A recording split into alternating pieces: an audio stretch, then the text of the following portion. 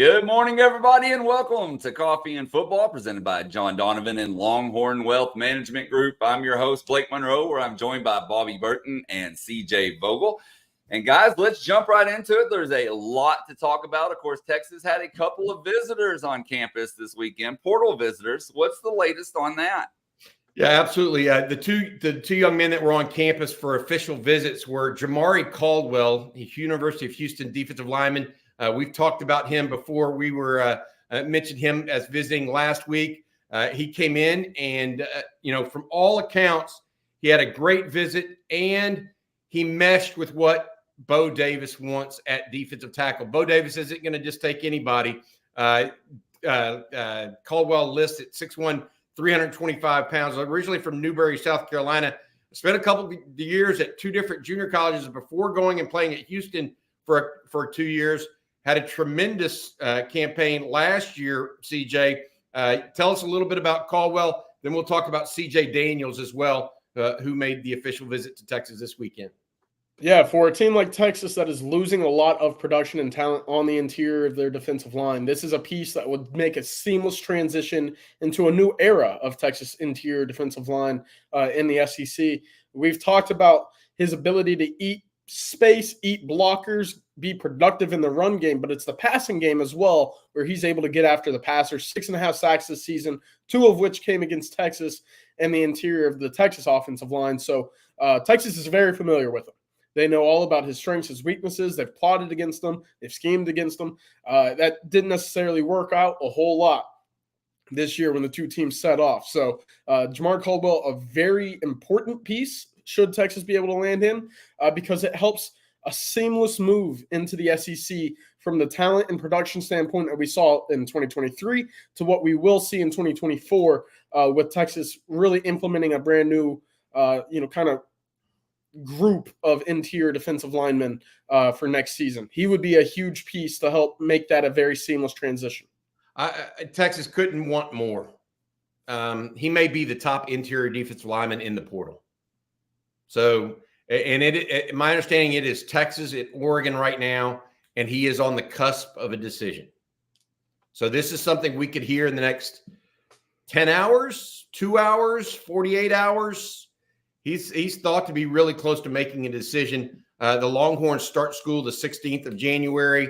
I believe players are expected to report, I believe, on the 14th. And yes, I believe he only has 1 year left, Gus, unless he wants to be a grad player. But this is a guy that's going to be probably one and done. I think that's a safe assessment for the University of Texas and for Jamaree Caldwell. I look at it, and we talked about this, CJ, at the outset about how Texas wanted to be strategic and surgeon-like in the portal. This fits exactly what Steve Sarkisian's talking about. Not only Caldwell, but Andrew Makuba, 3-year starter at Clemson. Matthew Golden, 2-year starter at receiver for University of Houston. Trey Moore, 14.5 sacks, 2-year starter at UTSA. All of these guys have a lot of starts under their belt, and they have a lot of production under their belt. It's a combination where I think Sark and the guys are really trying to push this. And I could not agree more here with Bobby Petronic, because, look, you don't want a guy that can – Jamaree Caldwell's a guy that can eat 30 to 40 high-quality snaps a game that would have gone to a younger guy that may or may not be ready, that needs to get his body ready or more ready. That's the reality, and it's a big one, especially when you do it with a player that has plus potential. It would be one thing if you're just putting no offense to Trill Carter. I think he's a good player, but Trill Carter is a different category than Jamaree Caldwell. That's my point. You're actually upping the ante there, which I think is incredible by the University of Texas to be able to find somebody and do that. Now, the other player that came in over the weekend is CJ Daniels, the wide receiver out of Liberty. Daniels has, look at him. He's 6'2", 200, originally from Lilburn's Parkview, Georgia. He was recruited by Hugh Freeze to Liberty. He visited Auburn, where Hugh Freeze is the current head coach now, over the weekend on Friday. He also visited Florida on Saturday. He came in for a day visit to Texas yesterday. The issue here is Texas is looking at a number of wide receivers in the transfer portal right now. Not only are they looking at CJ Daniels, they're also looking at Silas Bolden, out of a wide receiver out of Oregon State, who said that the Longhorns have now offered him a scholarship as well. There's also Dorian Singer out of USC, who was originally from Arizona, and now the Johnny Nansen tie there, the former Arizona assistant that now is the new linebackers coach at Texas. There's a tie there. And then also LaJohntay Weister out of Florida Atlantic, who CJ is very, very high on as well. So there's a lot of stuff going on. That's at wide receiver. Tight end, a couple of different names to watch for that we're monitoring right now. One is Holden Stays, who has committed to Tennessee at this point. Texas was going to go back and kick the tires if JT Sanders elected to go pro. Sanders elected to go pro. That's one. Then also you have Jordan Jolly out of Connecticut and Ben Urisic out of Stanford. Urisic was a Mackey Award preseason finalist or preseason award candidate at Stanford. Did not have a great year this year for Troy Taylor's system or offensive system. He had a better year under David Shaw. He's more of an inline tight end, by the way, CJ, which is something that the Longhorns are looking for as well. So a lot of news right now on a number of different fronts, but I think Texas is going to try to get Caldwell, try to figure out the receiver situation, and try to nab one of these tight ends to help assuage the fears of losing JT Sanders. One last piece that we've neglected to mention, and here we are 5-6 minutes into the show. Jadhae Barron, the young man out of Pflugerville that could turn pro, has already accepted his invite to the Senior Bowl, right? Did not have a great year health-wise at Texas. Definitely had a good year overall on the field, but maybe showed some weaknesses at times. CJ saying he was 50-50 as to whether or not he will return. We also haven't heard from Adonai Mitchell, the wide receiver, whether or not he is headed pro. We do expect him to head pro at this point in time. Again, neither of those guys need to make decisions before January 15th because they're not going in the transfer portal. One more note. The transfer portal officially closes for Texas today. Now, it actually closed on Saturday, but remember, Texas has 48 hours to officially put names into the transfer portal. So we could see one or two more trickle in this afternoon or later today. We will see if anybody elected to do so at the university. All right, guys. Well, obviously lots of portal news going on. There's no doubt about that. But what about high school recruiting? Any new offers, anything like that? There's been CJ, you go ahead. Man, I know Texas recently extended an offer to 5-star 2025 safety Fahim Delaney, I believe out of Georgia. Immediately told 24/7 Sports that he hoped to get down to Texas. He wanted to see what Texas was cooking up.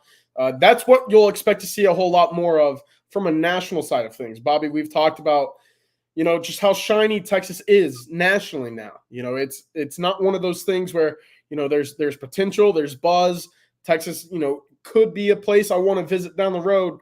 You've seen what it's like when Texas is good on the field. You've seen what it's like when Texas is winning football games. The attraction is a different level. And we're seeing that now with some of these 2025 prospects. Excuse me. I actually spoke with Jonah Williams, the 5-star safety linebacker out of Galveston Ball last night. Told me there's a chance that he makes it down to the January 19th junior day. That wasn't always the case with Jonah Williams. He hasn't always been, someone that was really receptive to getting out to Texas, despite having visited a whole lot previously. That is big. We're obviously concocting a list right now of big-time visitors. You look at the linebacker list specifically, Riley Pettijohn out of McKinney, Elijah Bo Barnes out of Dallas Skyline, and now Jonah Williams, a potential maybe. That's huge. You talk about going into the SEC and getting these prospects at key positions. That's what it is. Winning on the field certainly helps, and it's going to springboard the 2025 recruiting, and we get to see a first taste of it in just over a week and a half. We were asked in last night's chat if we expected any commitments for Texas during the junior day, and I think that we can expect some. Who they might be is a different story. One of them might be I don't know, Jordan Davison out of Santa Ana Mater Dei, the running back that Tashard Choice is kind of pinpointed. Or it could be Marcus Harris, another wide receiver out of Mater Dei as well. There are a number of guys that Texas has kind of pinpointed that could accelerate their decisions, which is different than in years past. CJ, you used a good vernacular there. You used a good word. It's a shiny program. It's like you're selling a new car versus you got this one that you got to. It's an old beater that you got to kind of put lipstick on a pig. Yep. Texas is not putting lipstick on a pig right now. They're trying to showcase their brand new car, and so I feel like there's those. I think there's some. Look, there's a couple of defensive linemen that might pull the trigger earlier as well, which could be huge. Given that it shouldn't be surprising in some ways because, it shouldn't be surprising because Bo Davis has developed a history of really knocking them dead. And multiple draft picks draft picks in multiple years consecutively. He's clearly got a path and a plan for these guys. And so I feel like Texas right now sitting pretty on a number of situations as it relates to recruiting. And Bobby, one 2025 guy that's already in the fold is KJ Lacey. And I actually spoke with him last night. He's going to be visiting 2 times in the next 3 weeks, but not for Junior Day. He's not coming in for Junior Day. He's actually going to be heading to Austin this weekend, going to take that Junior Day weekend off, and then he will be back with Ryan Williams the following weekend for his official visit. Says that he's 100% firm with his commitment to Texas, but did tell me that Auburn, Bama, Oregon, and Texas A&M are still coming after him pretty hard right now. But other than that, he said that he's looking forward to get down to Austin over the next 3 weeks, 2 times over the next 3 weeks, and that he's really interested to see what happens with Ryan Williams there. That's breaking. Blake Monroe just broke a little news, fellas. I don't know if y'all noticed that. Just been a while in there. KJ Lacey making 2 visits to Austin in the next 3 weeks. That's big time. Good stuff, Blake. Good stuff, buddy. No doubt. All right, Bobby. Well, before we move on, I'm going to let you tell everybody out there about John Donovan and the Longhorn Wealth Management. Yeah, Group. Absolutely. I tell you what, John has been a good friend of the program. Thank you to our sponsor, John Donovan, president of Longhorn Wealth Management Group. John is a proud UT grad and shares his Longhorn passion with his wife and 6 siblings, all of whom are UT grads. Can you imagine the bill for that these days compared to back when John and I went to school? John's a certified financial planner who has spent more than 30 years providing investment, insurance, retirement, and estate planning services and solutions to his clients. John has served 14 years as a Dallas, Texas Exes board member, and it is his love for UT that inspired him to dedicate his firm to serving his fellow UT alums and all UT employees. For a free 90-minute consultation to explore how Longhorn Wealth can serve you and your loved ones, please give John Donovan and his team a call at 972-707-4900 or visit him at longhornwealth.net. That's 972-707-4900. Thanks, John. All right, guys. Well, we got plenty of questions, and there's plenty of time for you to get your questions in, so please do so. And let's just jump right into it, guys. We'll just start here at the top. And let's go to Christopher Weatherford since we've been talking about recruiting. He says, good morning from Colbert, Oklahoma. What is one portal edition and one high school edition that you guys are the most excited about? Ooh, I really like Trey Moore. I like what he brings to the table. Watching his film is exciting. He's a guy that knows how to get to the quarterback. It's a position where Texas, I think, is deep at, but not over the top talently. From a talent perspective, when you talk about creating negative plays, getting into the court or into the secondary or into the backfield, and really being able to put opposing teams behind the chains. Texas hasn't been good at that over the last couple of seasons. They've gotten pressure. They haven't gotten home. This is a potential addition that really helps boost the overall production of this Texas defense next year. So I'm really excited for Trey Moore. I really think that is a big one. And then over the last week and a half or so, my mood has completely switched on Ryan Wingo. He's that number one guy for me in the 2025 class. I cannot wait to see him get to campus. especially with a void now at wide receiver. I feel like he could be a early contributor, almost immediately upon entering campus. CJ, that's interesting. I got to ask you a question. What did that appearance at the Army or at the All-American game down in San Antonio kind of sway you? Did he looked like an alpha essentially to you? He did, and I know those, exhibition all-star game, environments are set up a little differently, but in those one-on-one situations where it's best on best, best receivers versus, the best cornerbacks and defensive backs in the country, that's not necessarily just let's just run through it thing. That's pride. I'm an All-American. I deserve to be here. I want to come out and show to everybody why I belong here. And Wingo was, seemingly never guarded tightly. Like very rarely was he contested with any of the defensive backs, on campus or at the camp. I thought he was tremendous. He was running away from everybody. He had big body, big receiving range as well. Bobby, we talked about it. His one reception that we both watched in the game, he had two guys draped all over him and dragged both 5 yards. That's a grown man play. I think he's going to be a special talent whenever he gets to Austin. That's more meaningful too, CJ, because you didn't just see the game in San Antonio. You were down at the practices in Orlando as well, doing the grunt work there, and saw a lot of good receivers. Not just one. I mean, they're those games. The one thing they do with those games, they litter them with playmakers at receiver. There is no two ways about it. And for Wingo to stand out as one of those guys to you, I think makes a lot of sense. My portal guy, I got to be honest, it's if Jamaree Caldwell comes aboard, because I think he's critical, absolutely critical to this Texas team. Especially with the departure of Trill Carter, along with Tavondre Sweat and Byron Murphy, they lack the adult, as Bobby Betronic put it. He helps bridge that gap potentially that is unbridgeable otherwise. I mean, I want to see him take those snaps, and I want him to be a plus player in so doing. I think it's huge in that regard.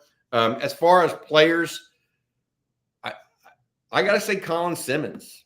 I mean, look, I think that a lot of people have wondered, is he deserving of his ranking, et cetera, because he's not the prototypical size. He's not the prototypical size, but he is just so highly productive. So highly productive.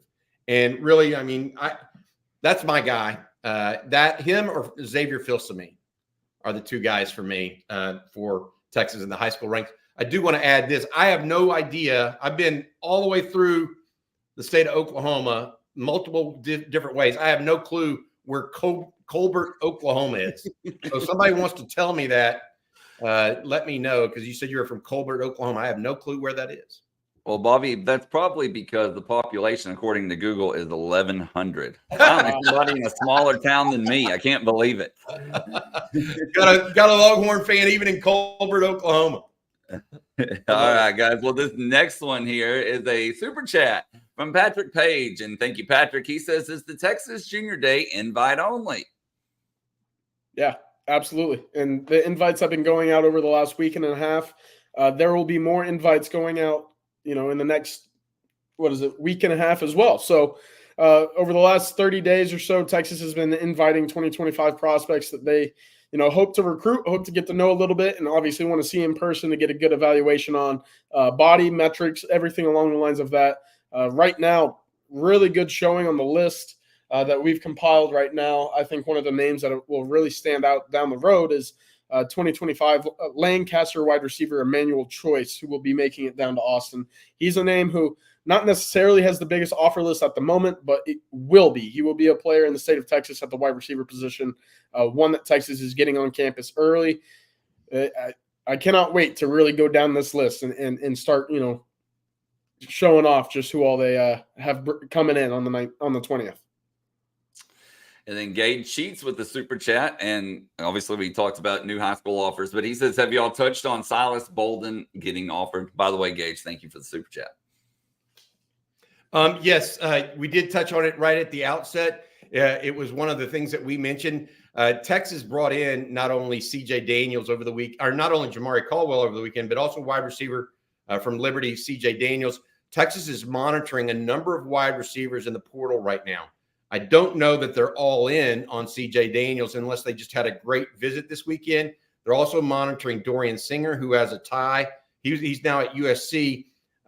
He was at Arizona a year ago. So Johnny Nansen, the new linebackers coach at Texas, who comes over from Arizona, knows him. They're also talking to LeJohntay Weister, a guy that looks like he's shot out of a cannon a little bit. A fun to watch guy at Florida Atlantic. There could be others. We are waiting to see if there's anybody else that played on New Year's Day that has 6 more that has this additional time. Otherwise, we will be waiting to see if anybody comes out in May, because just about all of these guys should be done except for Michigan and Washington after today. Yep. Then going back to done, they should be entered into the portal. Excuse me. You're good, Bobby. And then going back to the junior day for a second, Kabir has a follow-up question. He says, what does the junior day consist of exactly? It's changed over the years. It used to just be an informational session. Now it's go get geared up, and take pictures and media, social media type stuff. There's also a presentation to the parents separately or the guardians. There's also informational sessions. There's a Mac used to do this where it was a player consortium. He would put 3 people up on the dais, 3 current players up on the dais, and parents and players, recruits could ask those players questions about what it's like to be at Texas. There's a number of positional meetings with your position coach. How do I fit with the Longhorns? That is something that I've been told works exceptionally well for Texas. And then obviously that, the whole have a lunch, have a breakfast, whatever they've got set up there. It's just to get to know you as much as anything, because this is for a lot of these players, not all of them, because some of them have already visited for games. This will be for a lot of them the most extended time they've spent with the Texas staff. And I will say this, some of those guys that are coming from out of state, it won't just be a one-day visit. So remember that. They may take a little unofficial tour of the university the day before and meet with some coaches to clear a way to meet with, so others can meet with other coaches the day after. So be aware of that. CJ, you have anything to add? I just real quick, I think it'll be interesting if Texas does do a player panel, who they throw up there. Yes. Yeah. Because over the years past, I know Bijan was a guy that they would parade up there, and recruits would love it because it's Bijan Robinson. It was a 5-star. It was a national player of very high caliber. His obvious personality would light up the room. He was very approachable, easy to talk to. Texas has great players. I'm not sure if they have anybody right now that kind of fits that national kind of view as a Bijan Robinson would. So that would be interesting to see who they toss up there. You want a guy that represents the university well, a leader in the program as well, but also somebody that players know and can relate to. So I'll be eager to see just, who they throw up there if they do a player panel at all. Yeah, I mean, it may be somebody like Jake Majors, who decided to come back over the weekend. Guy that has already got his degree, now going to be going to MBA, get his MBA at Texas. That would impress a lot of parents, I'm sure. Other guys, Kelvin Banks is a real possibility. Quinn Ewers would be a obvious choice as well. Just a number of different guys they could do. It all depends. Really, I want to say this about junior days. It's a way to shape the conversation about your school. That was always the plan going back to forever. How do I shape the conversation about my school that differentiates me from everybody else, so that when I get in these one-on-one meetings, I can hammer those things home to where they make sense to not only the player, but the player's parents as well. And then we can talk about specifics of how you fit within that culture or within that piece. Well, guys, someone that Longhorn fans are eager to see is Johnny Nansen, the new linebackers coach for the Longhorns that was recently hired. And we're going to do a couple of comments and questions about him. Just the Dude says, really looking forward to see who Nansen goes after, especially from the Polynesian side. And then FCJ follows that up with any news on the development of the young linebackers and the development record of our new linebacker coach. And then we'll get into one more Nansen after this one. So I've got a little bit of an update on him as a coach. But first, I want to go over the idea of where certain players fit, young players fit in the pecking order right now.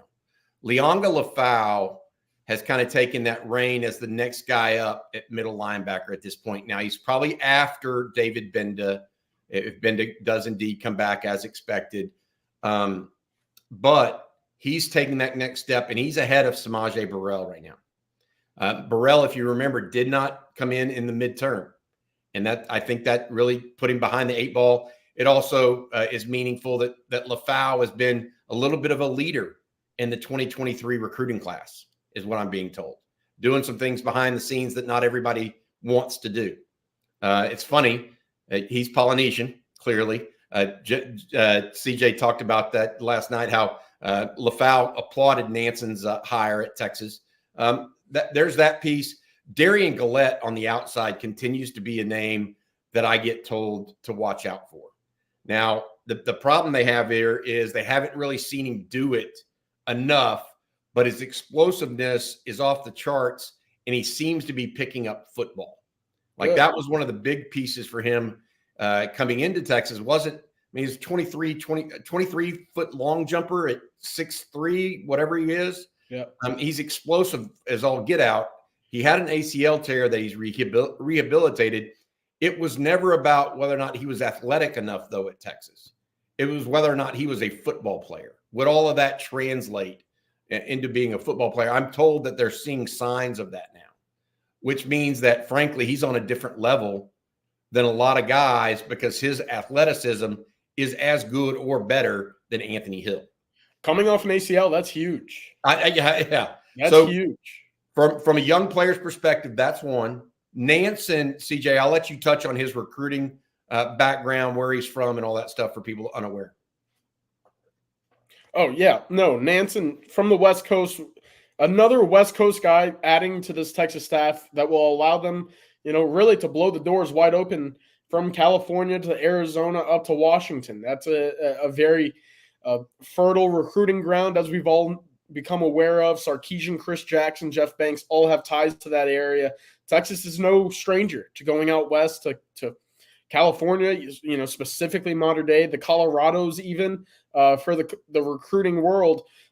My favorite part of Johnny Nansen really is now the new avenue that you get to stroll down is the Polynesian one. And Texas has, Leonga Lafau and Tausili Akana in the fold already.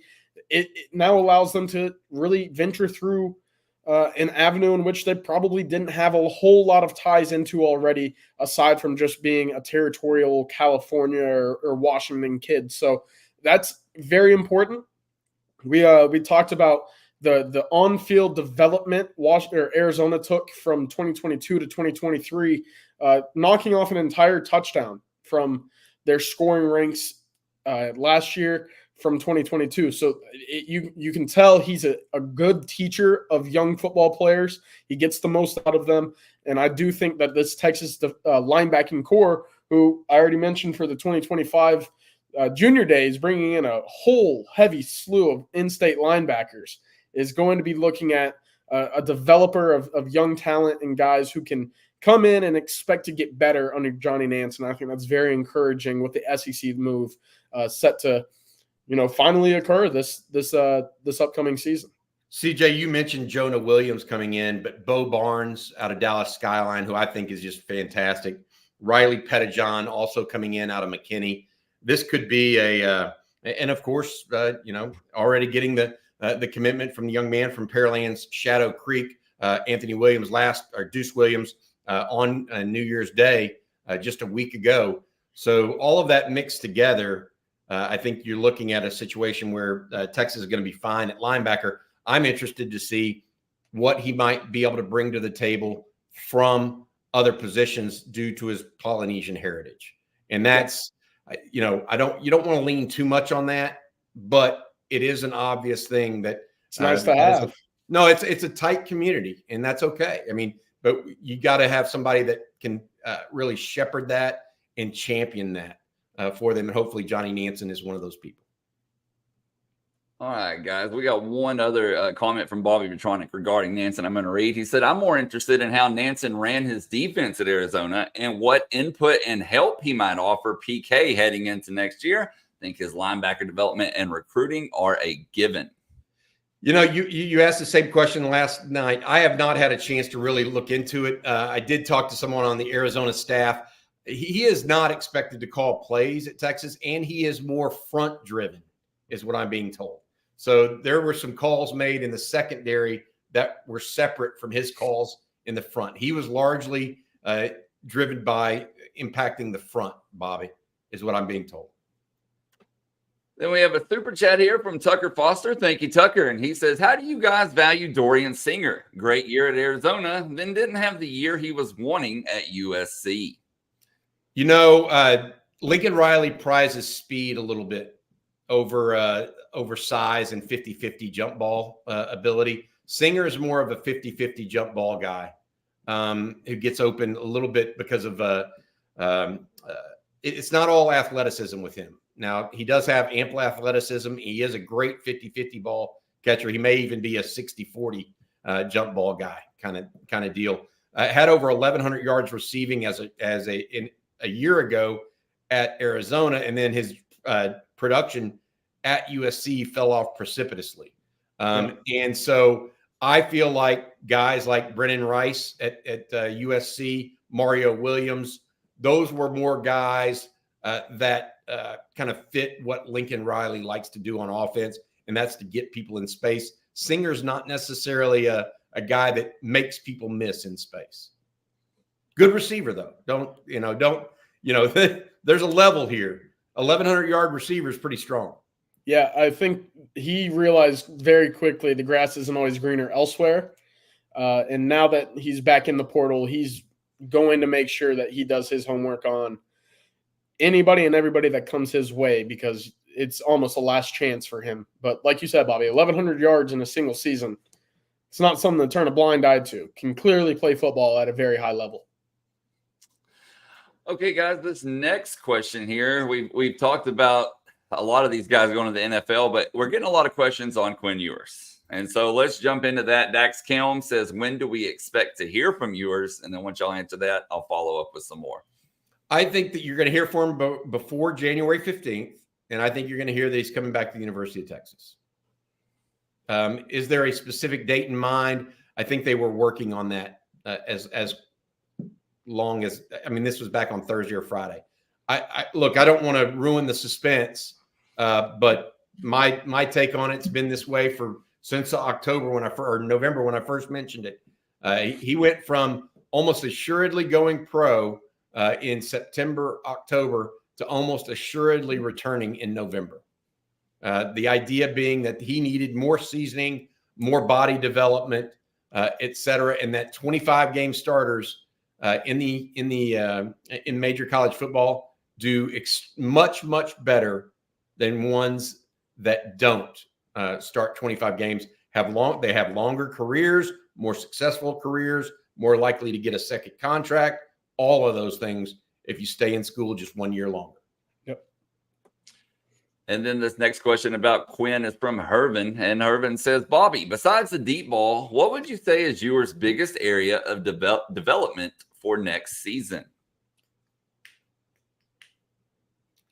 Really two things. Using his fastball more and throwing people open. He throws to he throws to spots predetermined. He needs to start throwing people open a little bit more. And I say that Sark's offense, for example, that if there would have been a sight adjustment to what Adonai Mitchell and Quinn Ewers saw in the national title game between both Mitchell and Ewers, it wasn't just on one of them, it was on both of them. If there would have been a sight adjustment, that would have been a touchdown, and Texas would be playing for a national championship tonight. So my take on it is those two things, beyond the other things that we've already talked about: get stronger, get better in the pocket, have more pocket sense, get better timing, even quicker than you became this year. Incrementally improve those things, but big improvements. Throw people open and use your fastball more when you need to, because those windows, even though you're in Sark's offense, the windows will tighten in the SEC.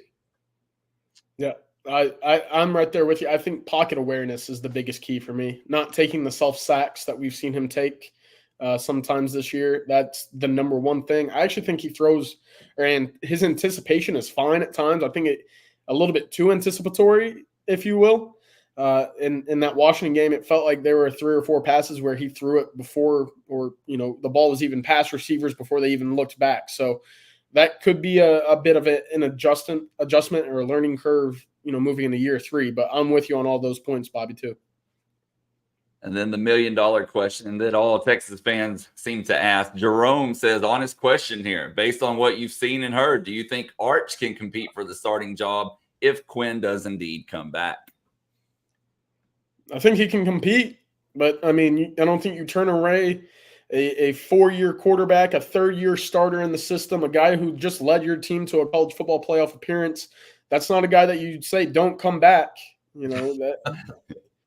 I think Quinn Ewers, it's going to be his job, but the competition is exactly what you want. The conversation is what you want, but it's not going to be what I would consider an actual real competition. I think that he's good enough to compete with anybody in the country. So I'm a little bit different in this. Yes, I think Quinn Ewers is going to be the starter. Okay. I think Arch Manning's a special player. And so I believe fully in Quinn Ewers, 100%. People will take this the wrong way. I think Arch Manning, when he gets reps, when he gets going, he's going to end up being a great player for the University of Texas. It may not be yet next year, but I'm telling you, the kid's made of special stuff, in my opinion. All right, y'all. Well, it's time for me to tell everybody out there about Manscaped. And cheers to the new year from our friends at Manscaped. Because your resolutions shouldn't be the only things that are well kept. 2024 is the time for new heights, new opportunities, and a new look for your Times Square balls. Manscaped's Lawnmower 5.0 Ultra is every man's cheat code to look good, feel good, and turn the page on confidence this year. Whether you're looking to maintain a trim or go for that clean shaven look, this trimmer has you covered. Trusted by over 10 million men worldwide, now is your time to get a grip on your grooming with our exclusive offer. Go to manscaped.com and use promo code ONTEXAS for 20% off plus free shipping. Happy New Year's or happy new balls.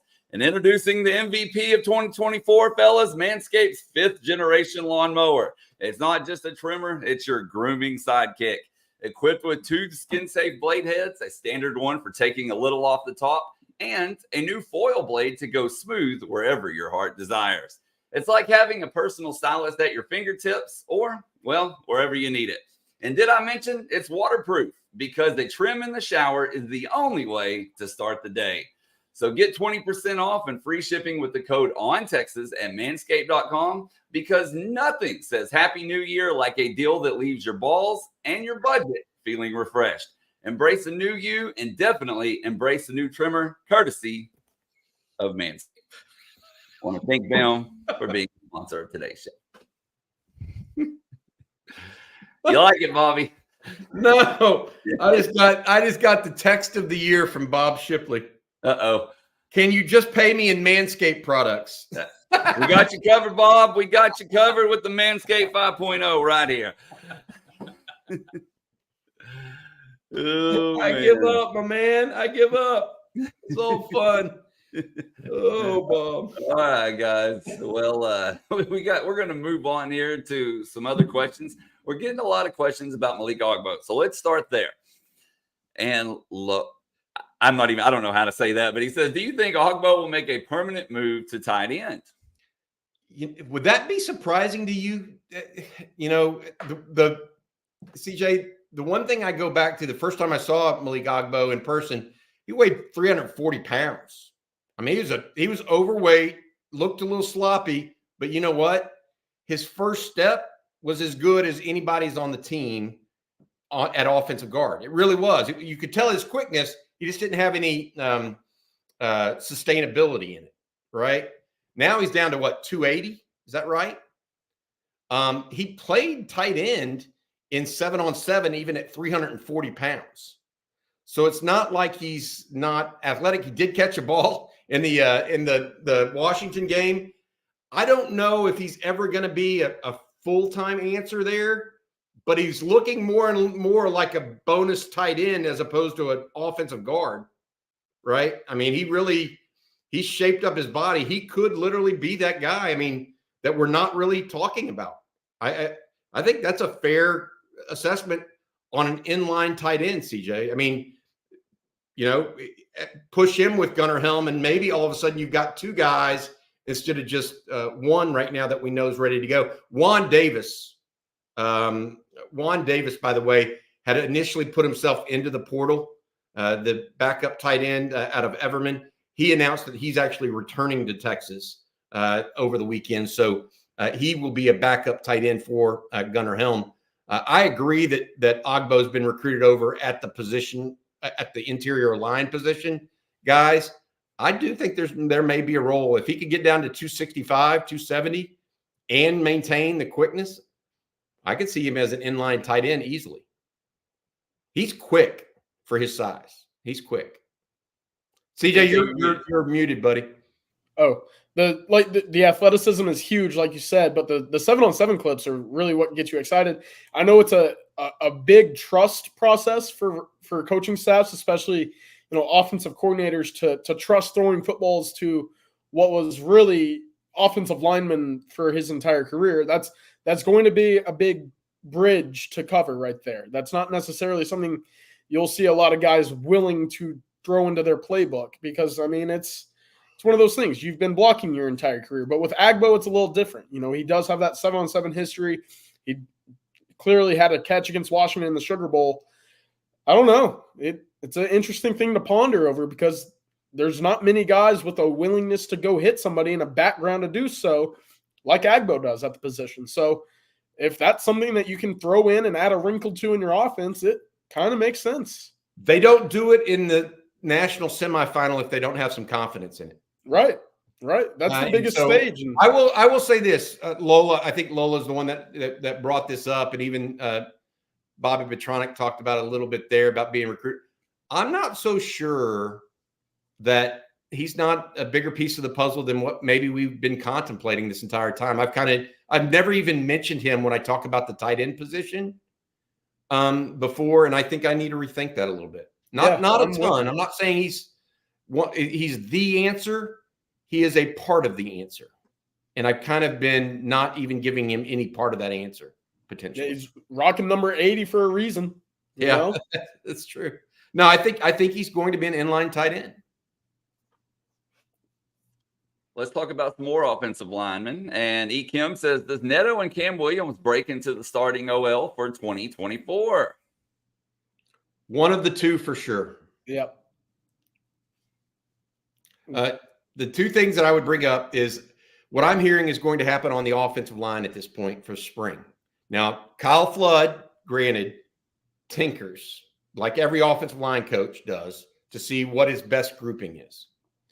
My understanding is that Hayden Connor is going to move out to right tackle to compete with Cam Williams this spring. Okay. All right. At left guard, Cole Hudson and Neto Umeozulu will go at it. Okay. At center, Cole Hudson will be backing up Jake Majors as well as Connor Robertson. Okay. Cole Hudson will also be embroiled in a battle of sorts at right guard with DJ Campbell. Okay. So there's a lot of different, mutating pieces at play. Couple of things. One, they love Cam Williams. They want to make sure Cam Williams is mentally sound on his assignments because he is a man-eater in the offensive front. I mean, he absolutely destroys people. So as long as he gets everything down, no pre-snap penalties, that sort of stuff, his issue, that was his issue when he was in because he absolutely killed Kansas State in the run game. when he played for Christian Jones. Absolutely. He's a better run blocker right now than Christian Jones, in my opinion. And that's saying a lot because Christian Jones is more of a run blocker than he is a pass protector right now. Okay. But Christian Jones makes a lot fewer mental errors as it would be there. And they can trust him more protecting the quarterback. Okay. Neto, the thing that I keep hearing here, and what I was told is if he practices like he did the last 3 weeks, not only leading into the Texas Tech game and the Oklahoma State game, but during the Sugar Bowl practice, if he practices like that, he's not going to have to find a place. They're going to find him a place on the offensive line. There's a lot of talent there, guys. They go 7 to 8 deep, maybe even 9 next year with good quality players that are going to push one another. And the end result is I guarantee you Kyle Flood in 2 years is going to look up and have 6 or 7 of these guys drafted. That's what's going to happen. Even in guys that were 3-year backups are going to end up drafted because they are that talented. You had Trevor Gooseby, Jaden Chapman to that group, maybe even Connor Stroh, young guy like Brandon Baker coming in, Daniel Cruz. That the offensive line is, I don't know that it's the strongest part of the team next year. I think it could be after 15 years essentially in the wilderness. You know, you've had Sam Cosmi and Connor Williams and Trey Hopkins and guys like that, Kent Perkins. But it's been a difficult 15 years for Texas. That Kyle Flood has just flipped that. I mean, it's getting ready to be a team strength in his 4th year at Texas. That just says so much. Well, let's jump over to the other side of the football, guys. And Miguel Gonzalez says, will the pass rush next season be better or the same next season? Where do you think it ranks in the SEC? It's a tough question in terms of the broad approach to the SEC.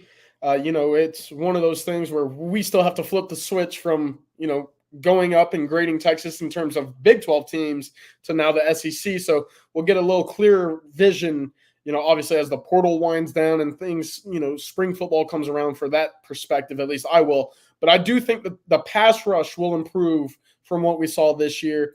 Texas is returning Barron Sorrell, Ethan Burke, adding Colin Simmons, Justice Finkley returns as well, and obviously Trey Moore. These are all guys who you expect to see a true improvement off the edges to getting to the quarterback. If Texas lands Jamaree Caldwell as well, this is a guy who had 6.5 sacks. Alfred Collins in the interior as well as a disruptor. I don't think there's a way there where the sack numbers decrease next year. There is a way. It's just they don't live up to what they should, but on paper right now, there should be a fine improvement from this year that we saw to next year with all these guys returning and all of the additions as well. So I love what the Texas pass rush unit could be in 2024. I think it could be a pretty solid group. I also think it could be a group that, generally speaking, could be a strength of the Texas defense given the talent and the production and guys returning. So that's encouraging to me, but obviously you have to go see it on the field. But right now I lean that the numbers will be better in the sacks, the pressures, and the negative plays behind the line of scrimmage from that unit. I don't know. I don't know if they've done it. Trey Moore helps. Colin Simmons helps. But the loss of Sweat and Murphy on the interior just concerns me. I don't know if they'll be better. They'll have more edge presence, but will it be a better pass rush because they're not getting enough up the middle? I don't know. And then Todd Lacey says, based on what you know about the current roster, who do you feel are projected starters in the secondary next season? Let me ask you, is Jadhae Barron coming back or not? That would be my first question. If Jadhae Barron comes back, I'm not so sure the secondary isn't better next year, like much better. If Barron comes back, you could move either Barron or Makuba to safety, sit him alongside either Taffy or Williams or both, Derek Williams, or one of the young guys coming in like Xavier Filsaime.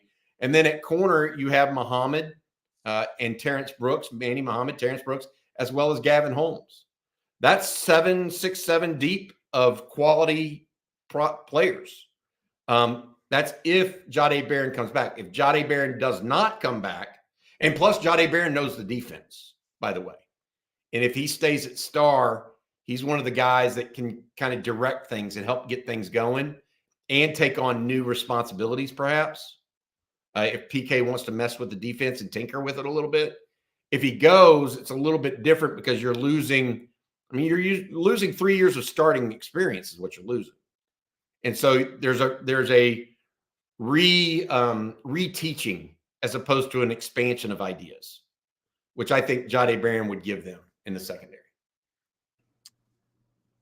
And then Herman here, he says, we will get a better look once spring comes around. But how do you think we match up against Georgia next seaon? That's a loaded question because how early it is. How do you match up against the team that has 35 or 40 NFL players? All right, I mean, CJ, what do you? Look, I love Georgia's team. I love what they've done with their roster. They do lose some at receiver. They lose, an all-world tight end. But they replace guys pretty easily. They've done that over time at Georgia. What do you know about Georgia's roster, and how does Texas stack up there? Well, you said 35 or 40 NFL guys. How many do you see Texas having right now? 25 to 30 over. Okay, so not from a talent perspective, I wouldn't say it's a tremendous drop off. It's obviously a big step up from where Texas was even in 2018 when the two teams played. Yeah. So I do think there are strengths of Texas that will show up. Obviously, the offensive line is one that we've talked about. That is a area where teams don't play close against Georgia if that's not a strength of a team. I think that's something Texas is fortunate enough to step into this SEC's first season with 4 out of 5 offensive linemen returning, and a fifth, or whether it be Cam out wide, who is a guy I really have high hopes for. So I'm eager to see that. I'm also looking over the Georgia portal entries this year because they got hit pretty hard by the portal. They lost some depth. They lost some adult depth. They did. And I know it's Georgia, so the reloading will be there. The talent will always be there. I think they're number 1 in the country in recruiting already. But that quality depth is something that, Texas necessarily wasn't hit too hard by. And I think that could be I want to say advantage because Georgia does have a tremendous amount of talent already on the roster right now, but Texas is not necessarily going to be as young in certain aspects of the team as Georgia will be. But again, it's Georgia. This has been the gold standard for college football over the last 3 years, taking that title from Alabama, if you will. So I don't know, it's going to have a clearer picture after spring football, but if you're going to be in that conversation with Georgia, that's going to have to be a game you have to compete and play very close with. It's not an unwinnable game, first of all. So nobody take this the wrong way. But they're going to come in and they're going to look like a college football team is supposed to look. That Texas fans are going to say, okay, we look pretty good. Georgia, you look really good. Yeah. And so we'll see how that all pans out. I definitely think that they've got some dudes on that roster. Probably be a competition between the 2 best quarterbacks in the SEC as well. So not just the positions everywhere else, but Quinn Ewers and Carson Beck going head to head. It's going to be fun. It's going to be worth the price of admission, however much that might be. Maybe not the hotels that weekend, but that ticket price will be a lot of fun. That'll be a good game. It's clear that the SEC knew nothing about F1, because my understanding about this is that Georgia fans are all upset. It's the same weekend. Yeah, it's the same weekend as F1 in Austin. And the thing about F1, it brings people in from around the world, and it's 4 or 5 days of racing, or 3 days of racing. But people come in and they literally come in on Thursday or Wednesday and stay through Sunday. And so hotel packages in Austin are asking for at least a minimum of a 4-night stay a lot of places. And so Georgia fans are like, what? I mean, this is our first trip to a big city other than Nashville ever for a conference game, and this is what's going to happen. So that is a reality that Georgia fans are going to have to face. There may not be as many Georgia fans as you might think in that game because of the hotel scarcity at this point. Yeah. All right, Bobby, before we move on, tell everybody out there about John Donovan and Longhorn Wealth Management Group. Yeah, absolutely. Longhorn Wealth desires to serve all Longhorns and their loved ones by providing them with the best in life, disability, and long-term care insurance solutions to ensure a protected and successful financial future for all of you and your families. So for a free 90-minute consultation to explore how Longhorn Wealth can serve you and your loved ones, please give John Donovan and his team a call at 972-707-4900 or visit longhornwealth.net. That's longhornwealth.net. We appreciate John and his sponsorship of On Texas Football and Coffee and Football. And then we've had a lot of people join since the beginning of the show. So let's rehash a lot of the news today. We'll start with the visitors that Texas hosted over the weekend. Bobby, I'll let you start. Yeah, absolutely. So big news here was, and I'll start the ticker scroll for people who haven't seen it yet. Texas hosted 2 official visitors over the weekend. Houston defensive lineman Jamaree Caldwell, Liberty wide receiver KJ Daniels. Caldwell, I am told, had a tremendous visit at Texas and is down to Texas and Oregon. He is on the cusp of making a decision. Could it be in the next 2 hours, 48 hours, whatever? Anything is possible here. He is perhaps the number 1 prospect on the board for Texas at the defensive tackle position. He's the one that they've kind of zeroed in on and want a lot. He lists at 6'1", 325. CJ thinks he's bigger than that. He's told people he's bigger than that. The reality of it is he would be a key piece of this recruiting puzzle for Texas because, look, there's no excuse to be young anymore in college football. Our friend Jerry Hamilton says that all the time. With the transfer portal, there's absolutely no part of that is allowable. As far as the other wide receiver that came in, or the other player that came in, CJ Daniels, he visited Auburn on Friday, Florida on Saturday, then Texas on Sunday. Texas also has offered Silas Bolden, a wide receiver out of Oregon State who caught 55 balls this year. They're also looking at LaJohntay Wester out of Florida Atlantic, Dorian Singer out of USC. And then you have tight end Ben Urisic out of Stanford. That's a new name to watch. Longhorns very busy in the portal. As far as other news, Johnny Nansen was hired over the weekend as linebackers coach. He's the former defensive coordinator at the University of Arizona. Jatavian Sanders, the tight end, decided to go pro. We wish him nothing but the best. He gave everything he had for the university the last 2 years. I think everybody's proud of him. And personally, I think it's the right move to go get paid. He did a great job for Texas. Time for Steve Sarkisian and his staff to find the next piece. And then we're waiting really on Jadhae Barron, the defensive back who many thought was headed to the NFL for almost assuredly already accepted a Senior Bowl invite.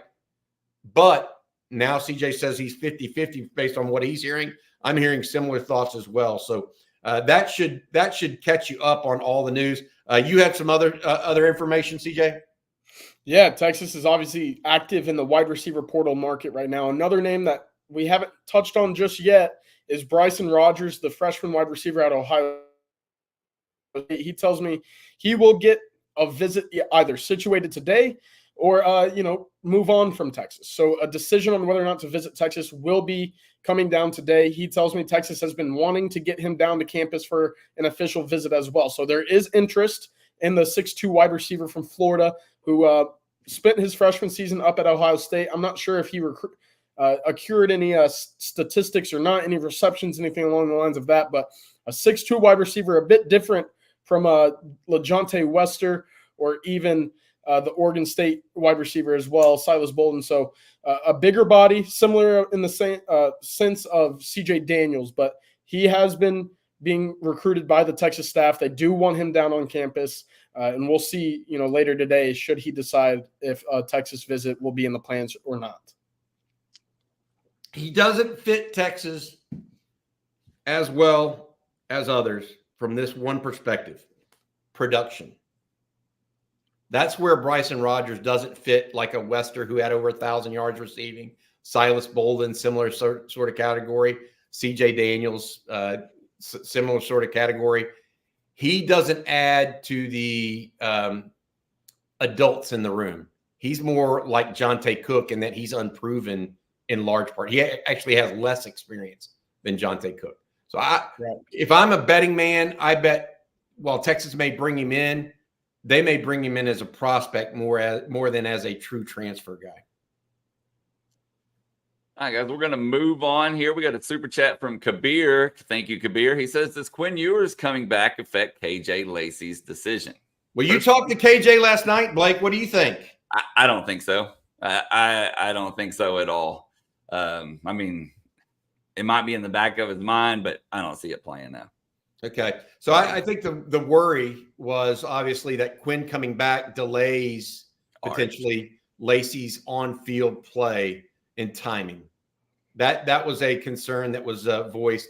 You said that Auburn, you told us earlier in this broadcast, Auburn, Oregon, Bama, and Texas A&M still going pretty hard after KJ Lacey at this time? Yep. The hands down, he said those are the 4 schools that are recruiting him the hardest, that are still coming at him, day in and day out pretty much.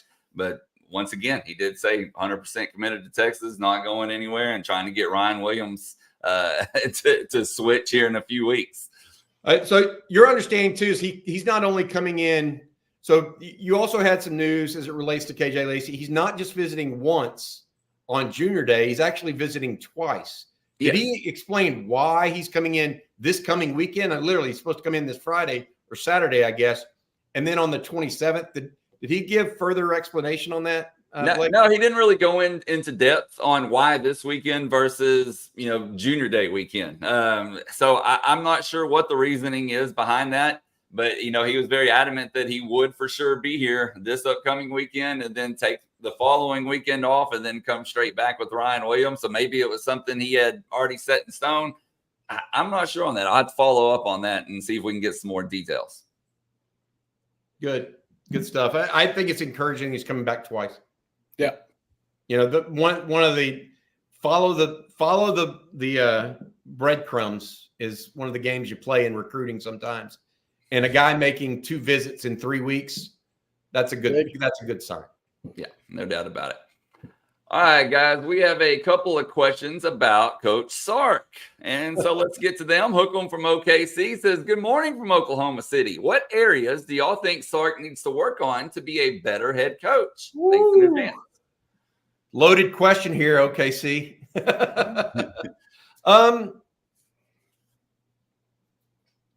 Man. CJ, if you have something, go for it. I'm a little reticent here because I thought he just had a whale of a year in 2023. I thought so too. I didn't think there was necessarily one aspect of the game that stood out as a glaring weakness for him. I did think there were moments where some I don't want to call it game management kind of questionable at times, but it wasn't to the point where I thought it was a clear weakness, Right. I think there's a big fuss after the Oklahoma game where I thought the clock could have been managed a little bit differently, but that was also to the point where Texas probably doesn't get down the field as seamlessly as they do if they don't go fast. If they stall, if they allow Oklahoma's defense to rest, they probably don't get down the field with as much efficiency. So I don't know if game management or understanding of the clock is something that could be improved upon. I think every coach could really, having watched some of these NFL guys, I think a true understanding of the clock is always, something you can improve upon. But I didn't think Sarkisian was a negative in any of these aspects. Maybe a third quarter approach. I don't know. I don't know. I was thinking, so I'm glad that you had to fill some air there while I kind of stewed on this answer. Seriously, because that's a very deep question. I would say this, I felt like he could have asserted himself more on the other side of the ball more often than he did. Okay. But he did later in the season. He said, we've got to be more aggressive. What happens? A week later, they're more aggressive. He takes a hands-off approach with a lot of his coaches. not completely hands off, not like free reign, but he lets them do their jobs. I think he decided, okay, look, we got to go challenge these guys. And when they started playing teams that didn't have the receivers, he went after them a little bit. And I don't know if that was all PK or Sark kind of saying, hey, we need to get after these guys a little bit more and actually influencing that. And so when I think about what he needs to do, red zone inefficiency. I mean, has that been a problem his entire career at Texas?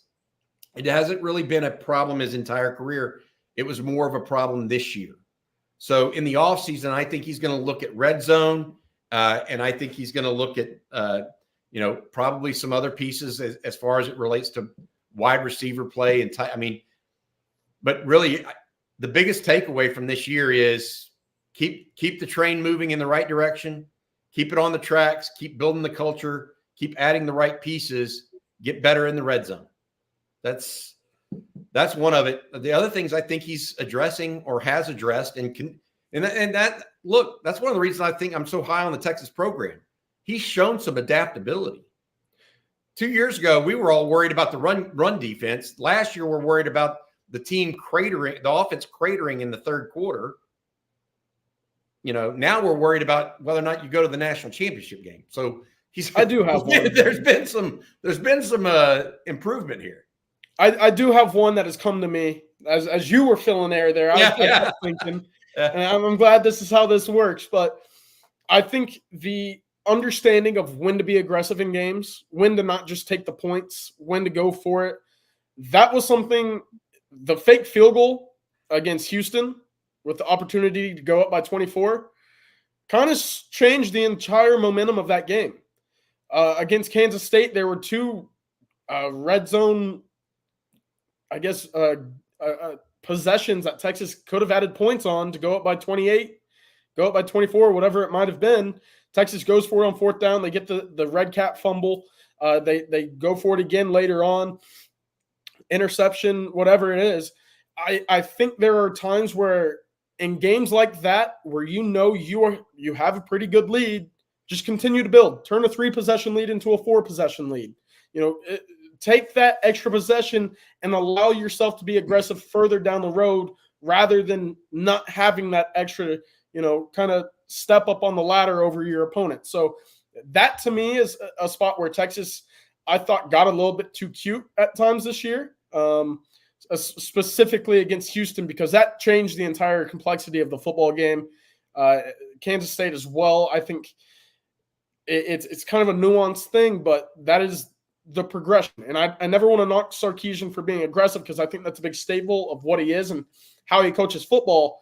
But in those instances, especially against Kansas State, where you're playing a top 25 opponent with a backup quarterback, continue to build possessions on the football field, on the scoreboard.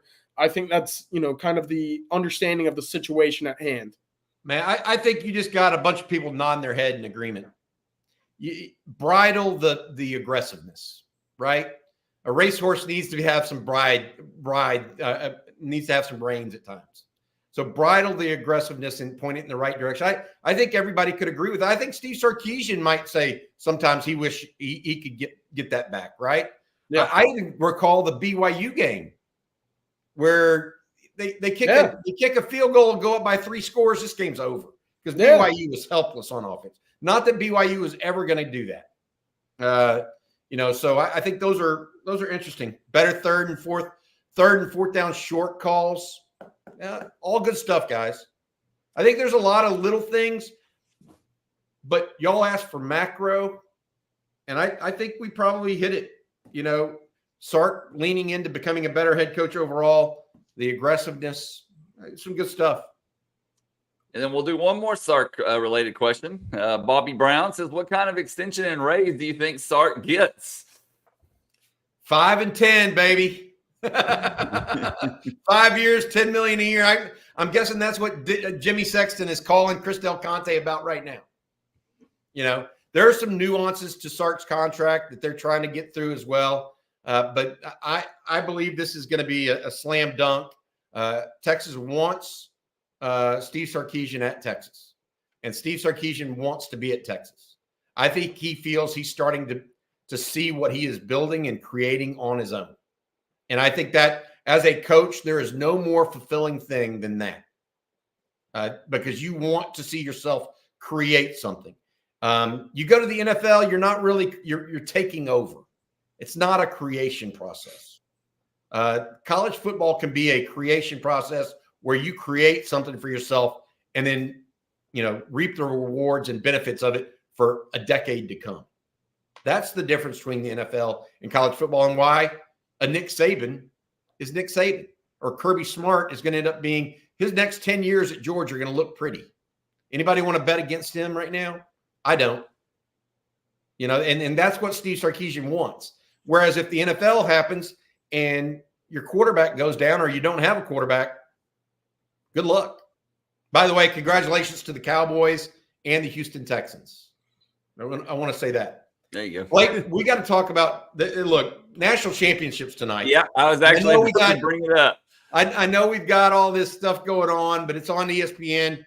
Who do y'all have in this game? I'm going with Michigan. I think they're just going to be able to basically I think they're going to be more determined to run and be more successful in base runs than maybe Texas could be. They have those guys up front that I think just are difference makers. And Washington, the one thing I will say about Michigan also, they have a corner that is a first-round corner that Texas didn't have. So there are times where they might be able to actually eliminate Adunze in man coverage. Texas couldn't do that. Right. Because I don't think Texas has a first-round corner. I'm going Michigan probably by about 10 points here. What do you think, CJ and Blake? I'll be pulling for Washington. My ticket for that last game in New Orleans was actually in the Washington section. My best friend from high school played for Washington, so I've had a soft spot for them for quite a while now.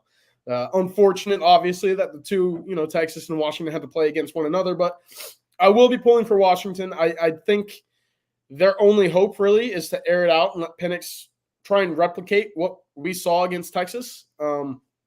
If Michigan's smart, they're going back to the well with that running game and really just, we saw Texas have success at over 6 yards a clip on the ground. Michigan, in my opinion, has a bit of a stronger running game. They're more committed to the running game specifically. They've relied on the running game. I think against Penn State, where they closed out ball games with 25 straight rushing attempts. If they do that against Washington, I'm not sure Washington has the dogs up front to get off the field. This is something I think that they could simply just sit back and say, hey, it's the 1940s again. We're going to run the football every single play, and there's not a thing that you could do about it. So that's kind of where I agree with you, Bobby. I think Michigan will have the advantage in the trenches.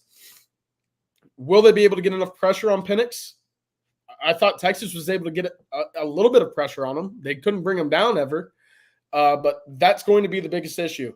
If Penix stands upright and is able to sit back and pick where he wants to throw the football, we saw it, just a week ago. I don't think it matters who will be in that secondary because he's that good of a passer of the football to get guys open, to find guys who will, make plays after the catch. So I lean with you. I think Michigan will win the football game. I think they're a better football team, but I'll be pulling for the Huskies. And I got I'm with both of y'all. Michigan, I think, wins this one 5-6 points, somewhere in there. I think it'll be a close game pretty much throughout. But that corner, like you said, Bobby, first round pick, he's good. He's really good. He will be tested tonight, obviously, but I think he'll be up to it. I will say this. If you want a negative for Michigan, if Washington gets out to a fast start. Correct. That has been Michigan's Achilles heel. And that's what happened against TCU last year. Got out to a fast start. Michigan couldn't stay with the run long enough to come back and win that game. Yeah, a shootout doesn't bode well for them at all. Right. That's what I'm saying. And that's what TCU did to Michigan, right? Is get them on their heels early. But a testament to Michigan, how often do you see them in a game like that? They kind of dictate how games are played, and that's what good teams do. I want to say this. What a pity that Texas isn't in this football game, I mean, what would Houston be like right now? Oh, yeah. Oh, my God. Can you imagine the orange in that city? Wow. No doubt about that. All right, guys, we got time for just another question or two. Then we got to get out of here. Bobby, I got to answer this one real quick because Tyler has asked the last few days, and I've just not been able to get to it. Any thoughts on the upcoming UT baseball season? I'm doing a deep dive into the team right now, but honestly, the potential to be one of Pierce's best, in my opinion, very intriguing with LBJ and then Tanner Witt coming back.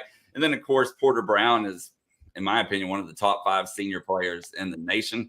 The problem is going to be the schedule. They face like 4, 5, top 7, top 8 teams somewhere in there. So we'll learn a lot about Texas right off the bat. Then, of course, I think it'll be them and TCU that fights for first place in the Big 12.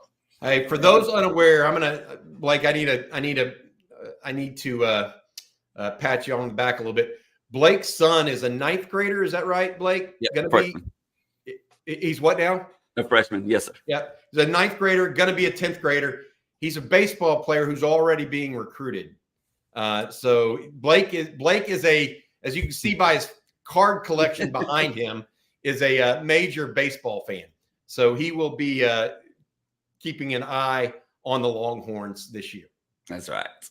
All right, guys, we're going to end this one with talking about another school. And Kabir says, did the LSU coordinator change? Did they change the market by giving their defensive coordinator $2.5 million a year? How does that impact Texas coordinators, if at all? I've heard of $2 million a year for a coordinator, so I don't think it changed the market. I think it's top of the market. I don't necessarily think it changed the market. And, they hired a guy away from Missouri that was good. Blake Baker, that used to be a GA at the University of Texas. Blake, you remember him. Yep. From his time there. I think that I look at it as not so much a situation where Texas has to outdo people because Pete Kwiatkowski is already well compensated. He's in the upper ones, I believe. Texas has 3 assistants, I think, making over more than $1 million a year. Bo Davis, Jeff Banks, Kyle Flood, Pete Kwiatkowski. That is not changing, and Texas is not going to be left behind as it relates to that. Okay, guys. Well, before we get out of here, Bobby, is there anything Texas fans need to be aware of? Then, of course, what's coming on later today right here on Texas Football? Well, absolutely. First of all, we're waiting on Jamaree Caldwell to see if he does anything. Young man out of the University of Houston. He was on campus this weekend visiting with Bo Davis, spent a couple days, spent the night Saturday night. I was on campus all day yesterday, waiting to see if he actually makes a decision today, tomorrow, in the next 48 hours or so. That's something we're waiting on. Also, we have Talking Ball with CJ and Rod Babers later today. They're going to address some of these topics, particularly as it relates to the secondary and what Jadhae Barron may or may not do. And frankly, that's another thing we're waiting on is the other shoe to drop on Jadhae Barron. That could have a fundamental, significant difference for Texas in 2024. Okay, guys, well, we want to thank all of you for tuning in. Got to thank John Donovan and Longhorn Wealth Management Group, of course, for sponsoring today's show, along with Manscaped. Thank you for all the super chats. Be sure to hit that like and subscribe button and then ring the bell so you're notified anytime and every time a video is posted right here on Texas Football. And for CJ Vogel and Bobby Burton, I'm Blake Monroe, and we'll see you tomorrow morning.